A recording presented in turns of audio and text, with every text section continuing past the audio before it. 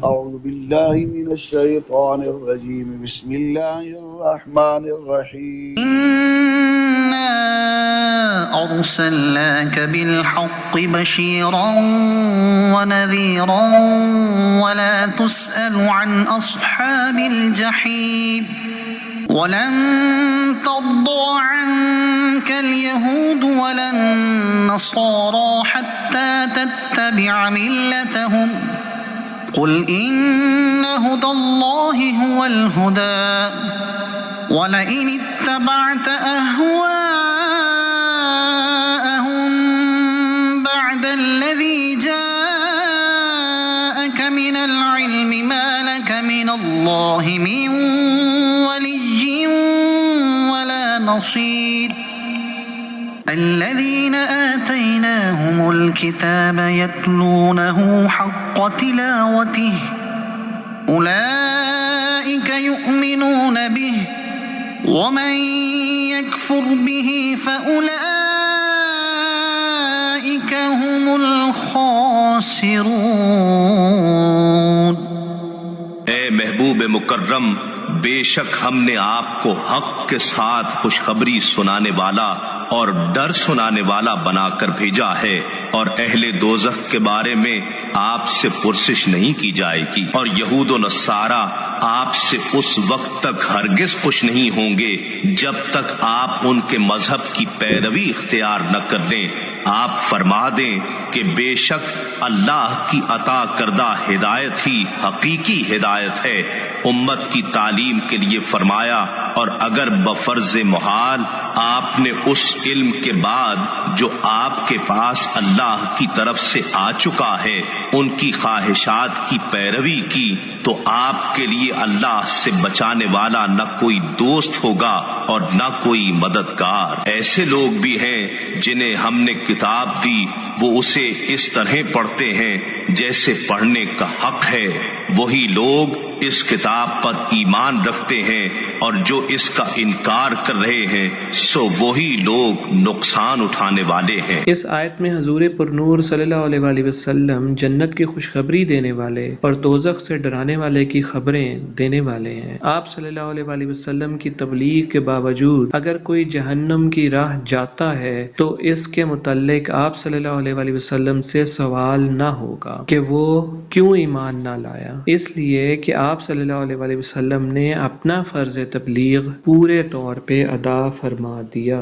دوسری آیت میں فرمایا جا رہا ہے کہ اے حبیب صلی اللہ علیہ وآلہ وسلم، یہودی اور عیسائی ہرگز آپ سے راضی نہ ہوں گے جب تک آپ ان کے دین کی پیروی نہ کر لیں، اور یقیناً یہ بات ناممکن ہے کہ آپ ان کے دین کی پیروی کریں کیونکہ وہ باطن ہے۔ ان کے مقابلے میں آپ جواب دیں کہ اللہ تعالیٰ کی ہدایت ہی حقیقی ہدایت ہے جو اس نے مجھے عطا فرما رکھی ہے۔ اس آیت سے یہ بھی سمجھ آتا ہے کہ کفار بحیثیت مجموعی مسلمانوں سے کبھی راضی نہیں ہو سکتے، اگرچہ ظاہری طور پہ کبھی حالات مختلف ہو جائیں۔ افسوس کہ ہزاروں تجربات کے بعد بھی مسلمان سبق نہیں سیکھتے۔ مزید فرمایا، اور اگر تم نے پیروی کی، یہ خطاب امت محمدیہ کو ہے کہ جب تم نے جان لیا کہ سید الانبیاء صلی اللہ علیہ وآلہ وسلم تمہارے پاس حق اور ہدایت لائیں تو تم ہرگز کفار کی خواہش کی پیروی نہ کرنا، اگر ایسا کیا تو تمہیں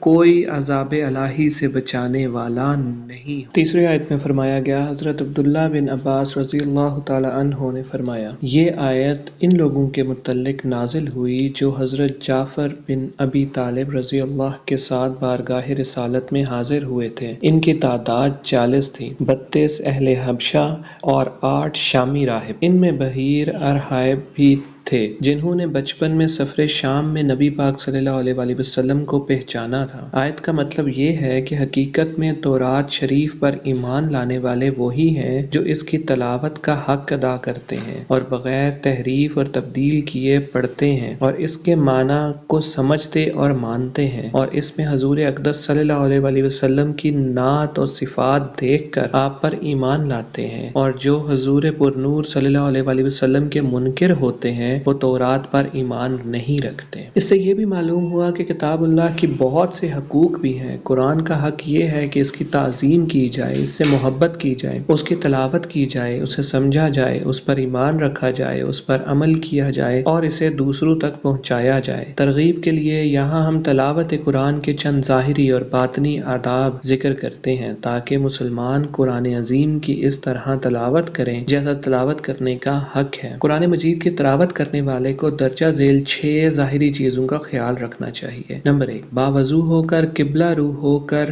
مؤدب ہو کر، عاجز و انکساری کے ساتھ بیٹھے۔ نمبر 2، آہستہ پڑھے اور اس کے معنی پہ غور و فکر کرے۔ تلاوت قرآن کرنے میں جلد بازی سے کام نہ لے۔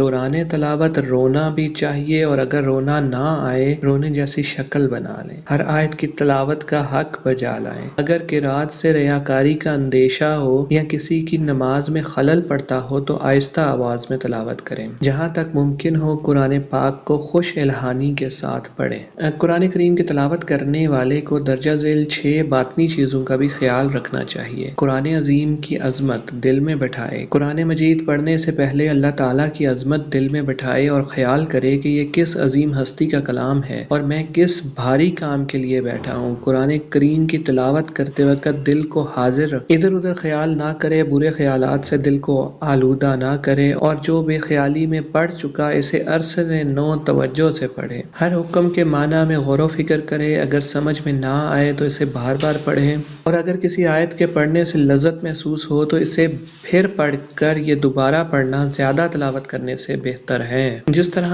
آیات کا مضمون تبدیل ہوتا رہے اسی طرح مضمون کے مطابق دل کی کیفیت بھی بدلتی رہے اور قرآن کے رنگ میں رنگتی جائے، گویا یہ قرآن اللہ تعالیٰ کی بارگاہ سے سن رہا ہے اور خیال کرے کہ ابھی اس ذات کی جانب سے سن رہا ہوں۔